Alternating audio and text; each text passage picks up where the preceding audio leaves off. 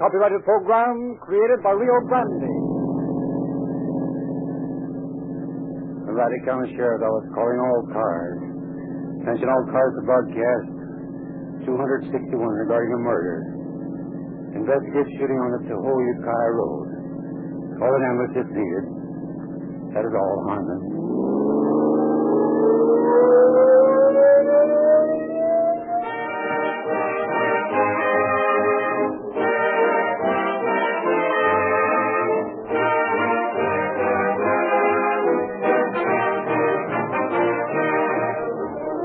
Friends of Calling All Cars, I've been talking about Rio Grande petroleum products once a week for several years. I've told you what Rio Grande cracked police car performance gasoline means in the efficient, economical operation of your cars. I've been happy to introduce to you Reolube, a great motor oil that lives up to all our promises, all your expectations. Week after week, year in and year out, we have valiantly tried to make this program, which is an institution in radio, as exceptional as the products whose sale makes the program possible. Many thousands of motorists who dial their radios and drive their cars with the same loyalty to Rio Grande show us that we have succeeded. Yet I have personally encountered some friends and acquaintances who have lauded the entertainment and civic value of calling all cars, yet admitted that they haven't gotten around to trying Rio Grande products. Will you in this coming week make one purchase at your Rio Grande dealers? A quart of Reolube or a tank full of Rio Grande crack? The size of the purchase is of no consequence in this test. We at Calling All Cars want an expression of your interest and friendliness in the program. Will you promise yourself to stop at a Rio Grande station once this week as a personal favor to us of Calling All Cars? We feel that's not too much to ask, and we'll certainly appreciate it. And now, on with your show.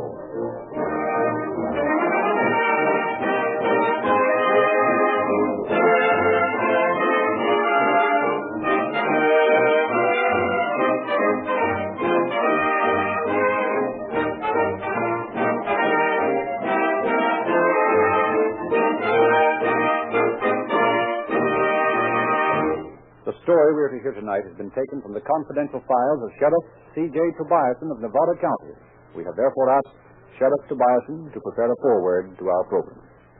It is rather difficult at times for a police officer to avoid getting pessimistic about the increase in crime in this country.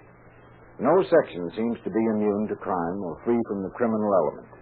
We have spent billions of dollars on crime prevention and the punishment of offenders, but we have not been able to definitely hammer into the mind of the criminal that he can't beat the game. How any sensible man can willfully and deliberately commit a crime and hope to get away with it is a mystery to me. Yet every day, thousands try it. It is my belief, however, that if we had more judges and juries like the ones who tried the criminals whose story we are about to hear, it would be a whole lot easier to convince the potential criminal that crime is a losing game. How the men in tonight's story learned this fact, we shall see as the program progresses.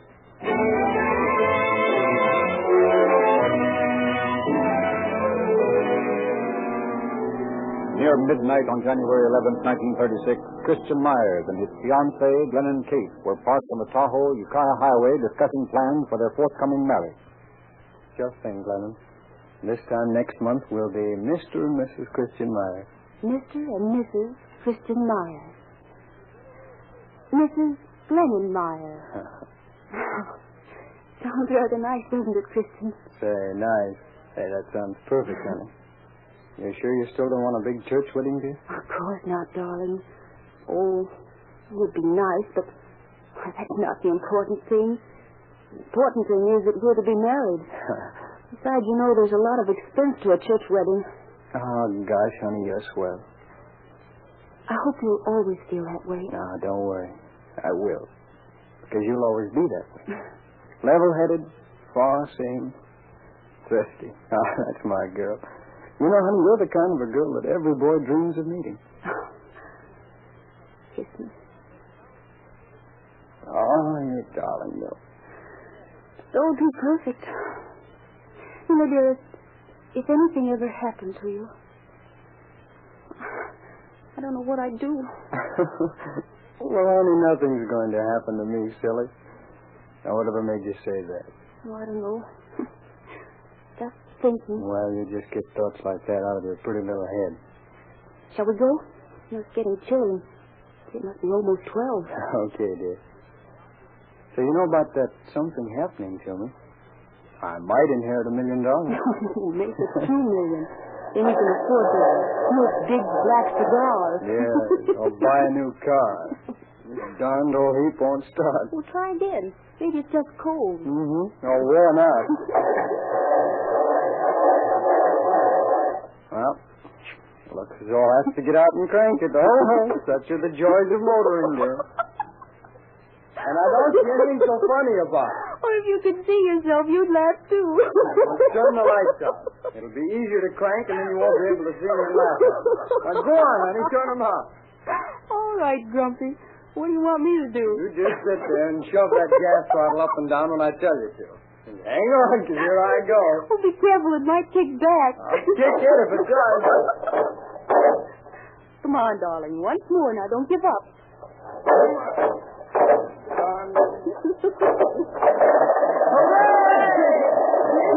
You thought I couldn't do it, did you? Well, I admit there was minutes that I had to do. Come on, don't I get any reward? Oh, I'm so happy. Oh, you're not any happier than I am, John. Oh, your hands are cold. It's cold out here. Well, then hang on, because we're about to take off.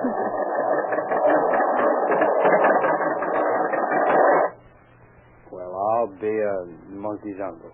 What's the matter now? Oh, we must be stuck in the dirt or something. You know, Mother always warned me about soft shoulders. No. What are we going to do? I don't know, dear. Just wait till somebody comes along and get him to pull us out, I guess. Now, why does everything have to Well, happen? here comes the car down the road now. Get out and flag them, Christian. Oh, I do. Gosh, I hope they stop. Hey, stop! Hey, we're stuck! Wait, you're off. No, they see you, John. We're going to stop. Hey, fella, can you get us a pull out of here? Commander. Oh, we're stuck over here in the soft shoulder. You better hurry. There are 2 highwaymen holding up cars back there. Huh? Highwaymen? Oh, holy smoke. Hey, are they headed this way? Yeah. Hey, Hey, wait a minute. Our car is won't start. oh, my gosh, I forgot. Hey, come back here. Hey, my battery's dead. Oh, they're gone. They didn't hear you. Now, never mind, darling. I can crank it. I'll do something. Don't get nervous. We'll get away in time. Oh, please hurry, Christian. Get more gas on the wheel, dear. All right. Switch on. Yes, but try again. I am. Christian, here comes the car. Look. Here, maybe you'll stop them. Now, you duck down until it passes, and I'll stand in back. Whoever it is, maybe they'll go on by. Oh, it's them all right. Come on, let's run. Now, wait, dear. Maybe they'll go on. No, it isn't too late yet. They stopped the motor and coming back. Let's make a run for it. Okay, darling. Come on. They haven't finished yet. Come on, we can hide over there. All right, I'm coming. Just a minute, you. I seen you get out of that car. Come back here, I'll fill you full of lead. Oh, I was just going over here for a minute. Yeah, well, you can just come back over here. Well, what do you want? If it's money you're after, Shut up. We'll get what we want. Look him over, kid. Sure. Yeah, don't even carry your wallet. Where do you keep your money? I haven't got any with me. No, well, I ought to Wait a minute. What's over there? Come on, Anna, I'll let you have it. Yes, sir. I'm coming. Well, I'll be a... That thing. Hiya, cutie. Hey, listen, you two. Now, you leave her out of this, see? She hasn't got any money. Oh, no? Well, that's all right. Come here, Gutty. Well? Pretty, ain't she? Now, I'm warning you. You must keep away from her. You want who? You'll keep your mouth shut if you know what's good for you. Come here, kid. Hold that gun on this strap. Sure. No, for you, baby. You know, you're too good looking to be wasting your time on a strap like that. Shut up. You think you can learn to like me? Don't you touch her. Listen to him. What's the matter, baby? You bastard? Come here. Come here. I said come here. I told you to leave her alone. Bring your foot. Knock him down. I'll let him have it. Run away, honey. Get away from that car. I'll blow your brains out. Look out. He's rushing you. Yeah. The minute you took your eyes off him, he let go of me and started for you. You murderer. You killed him. So what? Trying to shove me around, Stop huh? it. Stop it. Look out, she's swinging the crane. Hey, cut that out. I'll kill you. Oh, yeah. There. Yeah, maybe that'll hold you. Yeah. Up without a sound. And that poor little fool. Toss her over the bank. Yeah. Say, what about the guy? Throw him over, too. He's already dead. Yeah, that's a good idea. It won't be fun for a couple of days, and we'll be safe by then. Come on, give me a hand. Sure. Yeah, she's pretty, ain't she? Yeah. You know, I could have gone for her. Too bad she acted the way she did. Yeah, she's getting what's coming to her. You're telling me. You ready? Okay. All right. Here goes. Better hurry. Somebody might come along. Yeah, take your feet. Come on, let's go. All right. Up there. Go. Hey, this guy's heavy, ain't he? He's a dead weight, huh? Huh? Oh. Yeah. Dead weight. It's good. Boy, Sap, you ought to have more sense. Well, maybe he thought the gun wasn't loaded. Okay. Toss him over. Look at them bunts, will you? Okay, come on, let's get going. It's getting cold. Yeah. Gosh, they sure caused us a lot of trouble and for nothing. Yeah. Say, wait a minute. Maybe we better shove the car over, too. It's a good idea. No use leaving any evidence around, huh, Monty? Nah. Nothing but a pile of junk anyway. Come on, push. That's worse than a truck. Stop your talking and shove, will you? I'm moving. I'm shoving. Hey, look out. You're steering right into a tree. Well, let's stop it. I can't stop it. Nuts. That's a fine kettle of fish. Well, it won't hurt to leave it there. Come on. Okay. It would have been better if we got in the car out of the way, too. Quit worrying. You're worse than an old lady. Button your lip, will you? Come on, get in. Get in. You gonna drive, Monty? What do you think?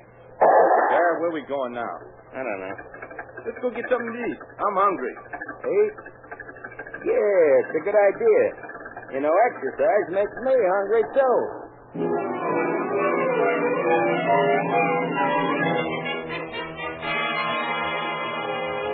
But as the two bandits drove off halfway down the ravine, Glennon Kate was regaining consciousness and realized the two desperados were leaving.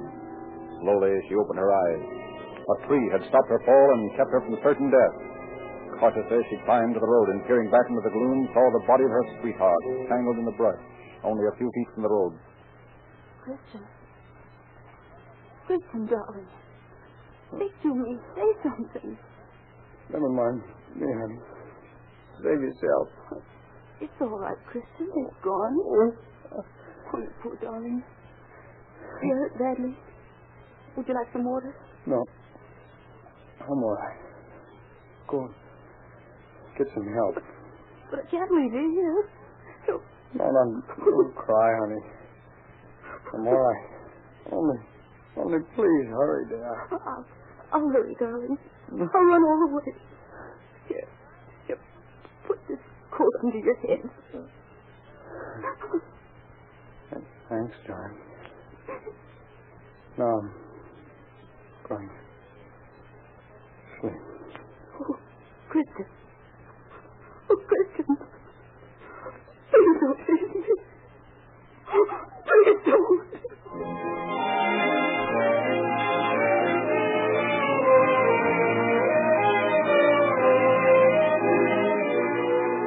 Glennon Kate started the mile-and-a-half walk into Nevada City. Fortunately, a passing motorist saw the girl and took her to the sheriff's office where Under Sheriff William D. Woods was on duty. Well, young lady, what happened to you? They killed him. They shot him with a shotgun. What? Here, sit down. Here, take this chair. Oh, please, get an ambulance. Do something. Well, of course, but tell me what happened. Who shot who? Where? On the Tahoe Highway, about a mile or two from here. Two men in a green sedan. They tried to hold us up, and they shot Christian. He's dying, I tell you. Let me smell your breath, young lady. Well, you're almost hysterical. They've killed him, and you just stand there. I can't stand it. I can't stand it. Hey, wait a minute. Oh. Fainted. Okay, girlie, but I hope you're telling the truth.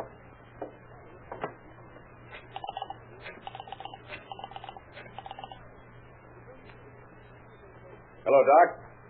This is Woods down at the sheriff's office. I think there's been a murder. I'm sending the ambulance out. You better go along. Yeah, the Tahoe Ukiah Highway, about a mile or two out of town. Okay. Look, Jack. Take a run out the Tahoe Ukiah Highway and pick up a strip. Idaho, there's a girl in here. Says somebody was murdered. How should I know?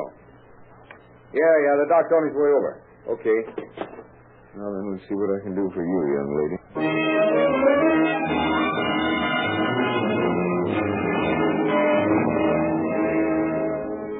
Miss Kate recovered, and together she and Under Sheriff Woods awaited the return of the ambulance.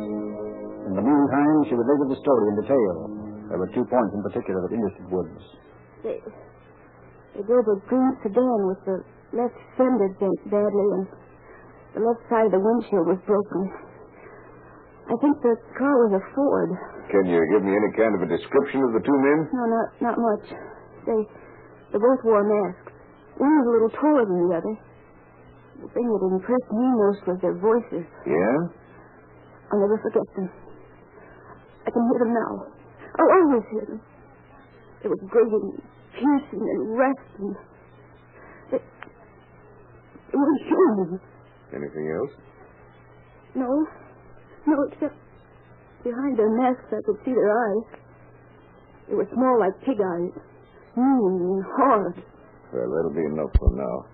You lie down and try to get some rest. A little later, the ambulance returned with the body of Christian Myers. Although badly wounded, he was still alive. Hospital surgeons worked frantically to save him, but death claimed his victim at 6:30 in the morning. Then Kate returned to her home, while Under Sheriff Woods and Deputy Sheriff Larson drove to the lonely stretch of the highway where the grim drama of the night before had been enacted. Yeah, this is the place. Jack said it was a mile and a half. There's Myers' car in the ditch. Yeah, this is the most cold-blooded thing I've ever heard of. I'll say. Imagine shooting that kid like that. You know, I'll never let any kids of mine park out on a lonely road like this. Yeah? How are you going to stop them? Well, come on, maybe we can find something interesting. That shotgun shell ought to be around here someplace. Okay. Just the same, kids ought to think before they park. Did you when you were a kid? Oh, that was different. Didn't have automobiles in those days. Highwaymen and gangsters like we do now. Hey, what's that over there? What? Oh, never mind. It's just a rock. Say, listen, they had hold-up men in the old days just like we do now. Point was, we didn't have to drive several miles away from home if we wanted to be alone. I used the parlor. I did, too, for that matter. Here's where the boy was shot. Yeah. And the empty shell ought to be around here. There it is. Well, maybe we can tell something from this. Hope so. What about the car? Pete's coming out for it. The girl said the battery was dead and it wouldn't start. Well, might as well go. Nothing else around here. I guess not. There might be some fingerprints on the car. Yeah, we can check that later. Footprints are all messed up now. Yeah. I don't see any tire tracks that we can do anything with.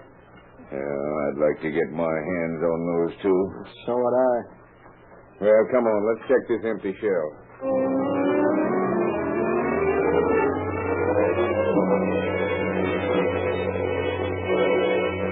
Back at the sheriff's office, the empty shotgun shell was checked for the serial number and it was found to have been sold by the Alpha Hardware store in Grass Valley.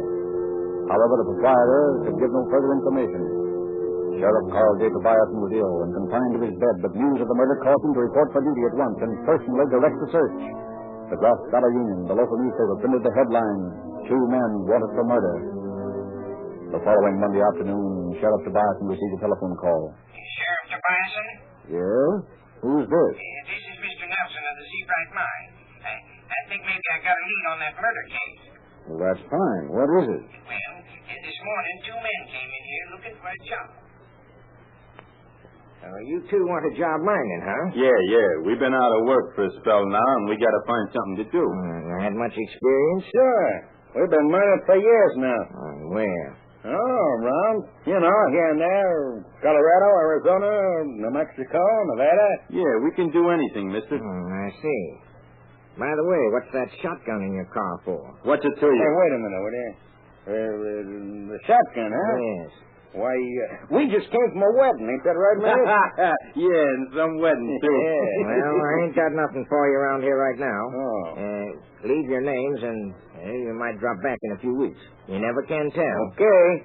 Oh, by the way, here's our addresses if you want us. Yeah, and thanks. Not at all. So long.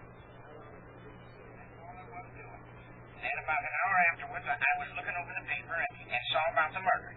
They was driving a 1928 green Ford sedan with a bent left front fender and the left side of the windshield broken. I'm sure it was them, all right. Yeah, it sure sounds like him. What address did they leave? It's 118 Murphy Street, Grass Valley. 118 Murphy Street, Grass Valley. Well, you've been a big help to us, Mr. Nelson. We'll chase this down, let you know. And let me know if there's anything else I can do to help, will you? I'll do that. What'd you find out? Who was it? Woods, I think we've got something. Get the Bureau of Investigation in Sacramento on the teletype, will you? Monty Newman and Marriott Newman, address 118 Murphy Street, Grass Valley.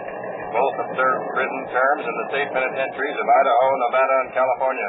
We'll give additional information if you need it.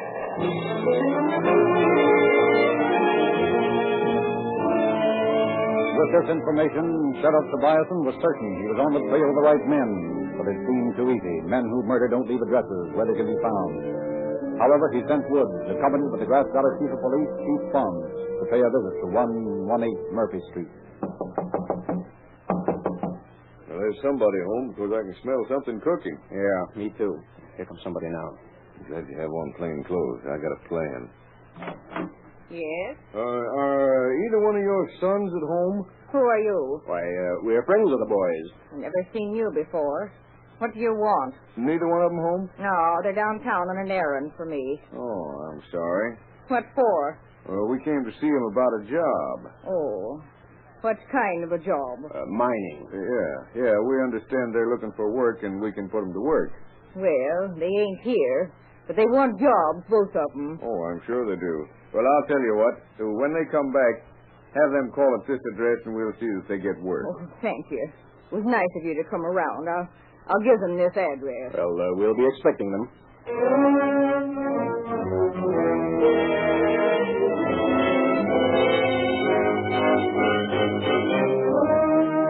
The officers waited, but as they expected, the two Newman brothers failed to put in an appearance. A thorough search was made of the house and car left in the garage, but unfortunately nothing of consequence was found. Although without sufficient evidence, Sheriff Tobiason asked for complaints charging them with murder and caused circulars to be printed and distributed from Canada to Mexico. Then in quick succession, reports came flying in. Sheriff Rayburn of Riverside County. We searched the house in Riverside that the Newman brothers occupied. They'd already left.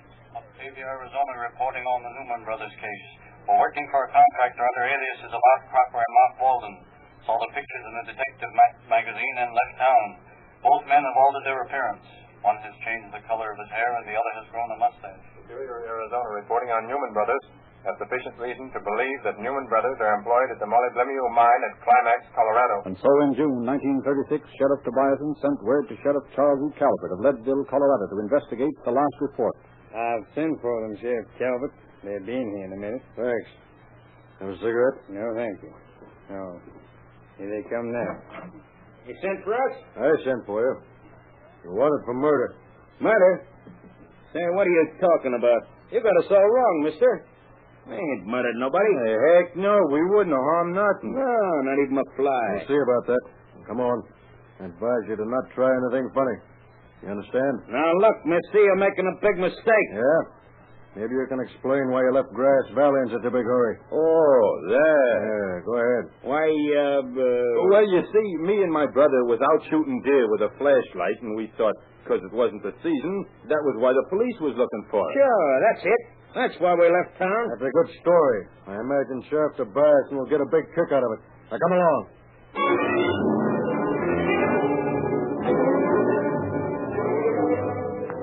The two Newman brothers were returned to Nevada City to stand trial. It still remained necessary to prove the thieves were the two men in question. In the jail, Sheriff Tobiason hung a curtain, and behind the curtain faced 12 men, among them the two Newman brothers. Then, giving each of the 12 men a few sentences to read, he asked Lennon Cape to witness the show-up. Now then, Miss Cape, I want you to just relax and listen. Close your eyes. What's all this for, Sheriff Tobiason? You'll understand in a few minutes. At least I hope you will. But what do you want me to do? Not a thing. Just sit and listen. I've arranged some of the prisoners behind that screen over there, and they're going to read some bits of philosophy. I just wanted you to be sure, that's all. Are the two men who murdered Christian back there? Anthony. Now, Miss Kate, just sit still. I'm about to start the show. All right, Wood. Start 'em out. Okay. Number 1. We'll start reading. Crime does not pay. Next. A criminal never reaps the harvest of his gains. Next. Thou shalt not kill. That's him. That's one of the men who killed Christian. I know his voice anywhere. I'll kill him. Please, Miss Kate, stay in your seat. I'll all take care of you. But it's one of those men over there. Yes, I understand. Go ahead, Wood. Number 4. Read your lines. The way of a transgressor is hard. Next. Prison or death awaits the hardened criminal. Next. The wheels of justice never stop. Next. The wrongdoer is a menace to society. That's the other one. They're both behind that screen. Oh, shoot. There now, Miss Kate. I know how you feel, but we must be sure. Okay, Woods. Rearrange the prisoners and pull the curtain back. Okay. You see, Miss Kate, we have to be sure it would be a terrible miscarriage of justice to try the wrong man. After all, murder is a serious crime. Yes. And a terrific loss to someone. There'll never be anyone like Christian. I understand. Are you all set, Woods? All set. Pull the... All set. Pull the... All set. Pull the curtains back. Curtains back. Curtains back. Now then, Miss Kate, see if you can pick out the two men whose voices you identified. I know their eyes any place. It's the 4th man and the 9th man. All right. The 4th man, repeat his line. The wrongdoer is a menace to society. The 9th man, repeat his line. Thou shalt not kill. Sheriff Tobias, and may I go? I can't stand it any longer. Those are the 2 men. I'll never forget either of them. What are you talking about? You got us all wrong. Shut up, you two. Shut up. Martin, will you take Miss Kate out, please? Yes, sir. Oh, when the trial comes up, I'll have to ask you to testify. You will, won't you, Miss Kate? Oh, I'll do anything that'll keep those 2 horrible men in jail. Anything. Thank you. All right, Woods, take them out.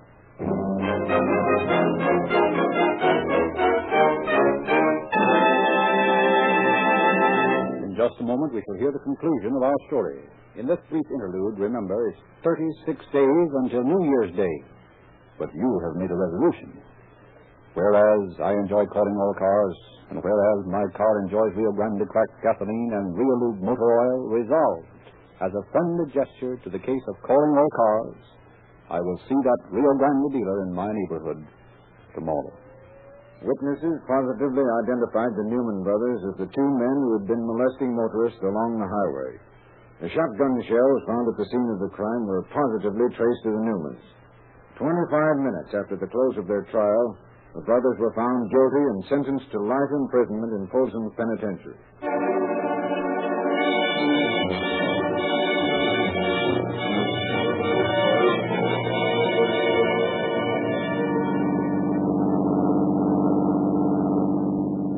The County Sheriff's Office calling all cars. Attention all cars for cancellation on broadcast 261. Regarding a murder. Suspects in this case are now in custody. That is all. I'm on.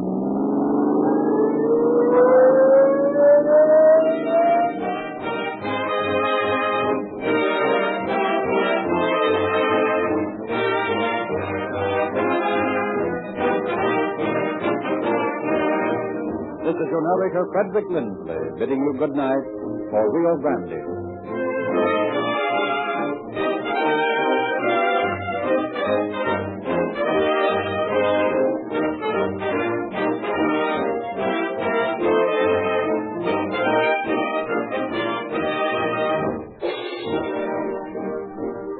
Next week at this time, Rio Grande will present The Case of the Blind Man's Block.